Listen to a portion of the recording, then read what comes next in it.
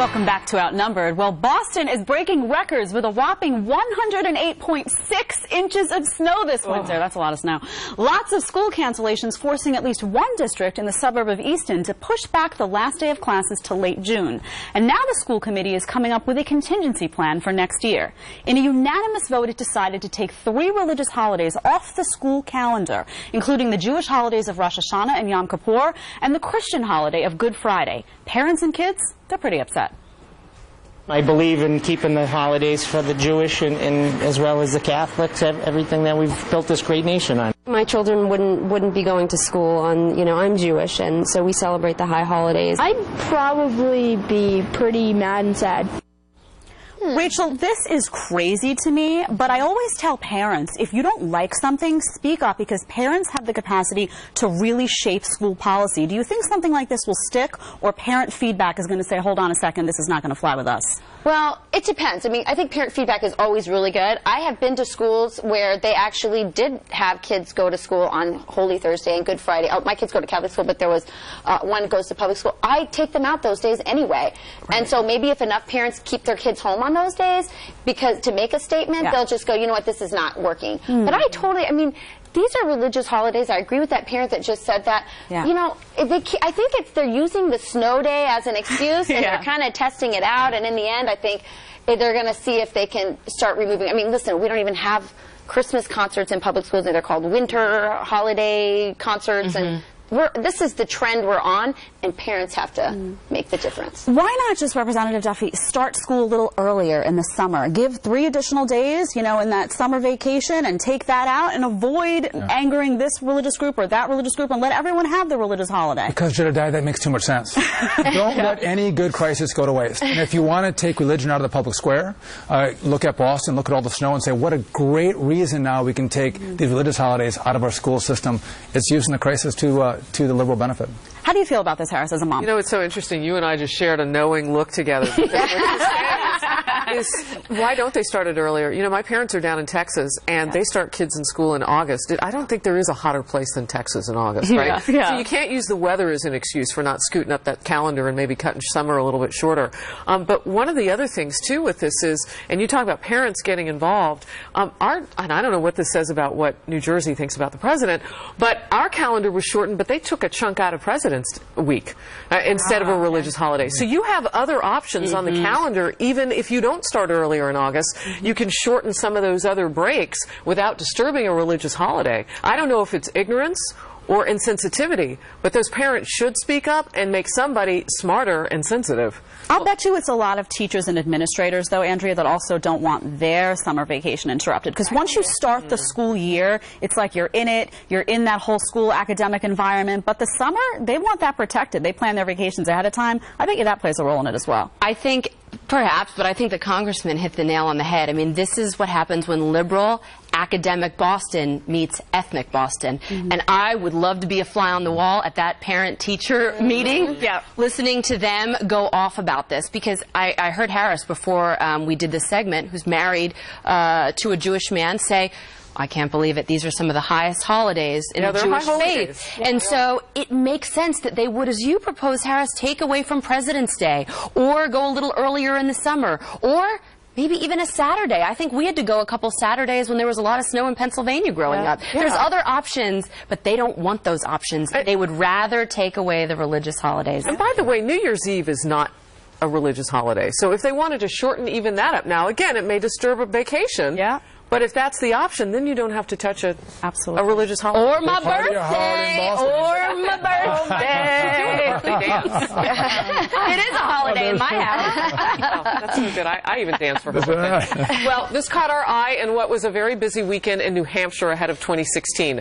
While he has not formally announced a White House run, Wisconsin Governor Scott Walker says his 2 college-age sons, Matt and Alex, will take time off from college in the fall to campaign with him across America.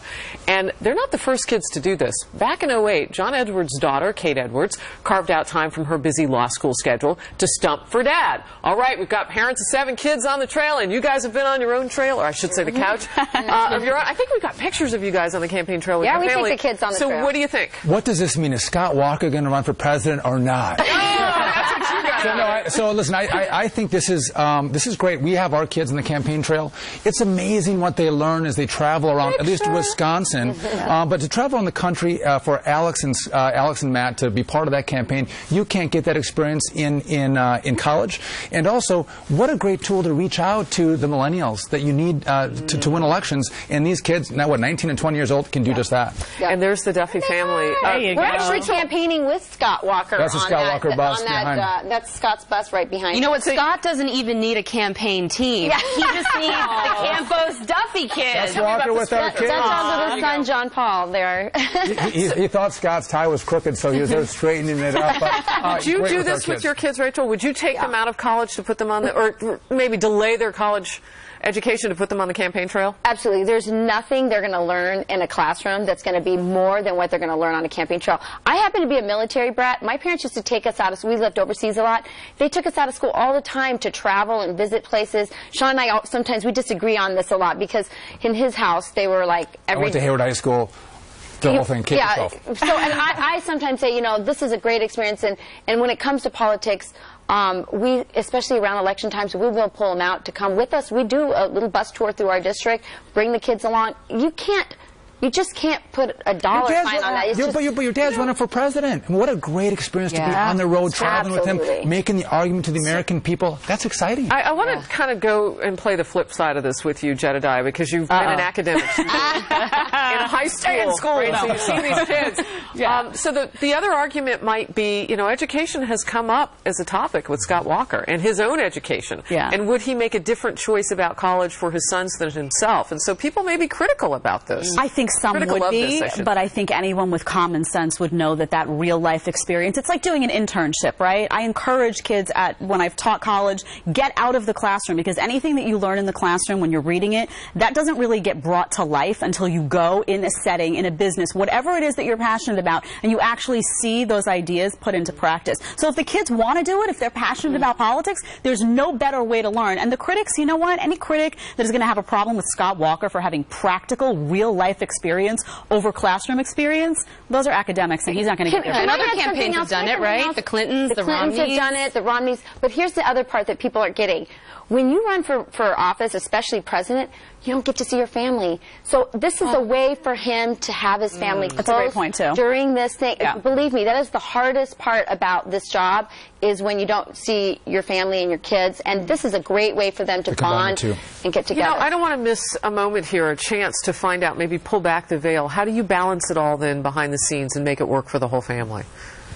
It's hard. It is hard because we're in session usually every week, and so I spend 4 days and 3 nights every week away from home. It's hard to complain about that when you have military men and women who go and serve and leave for a whole year.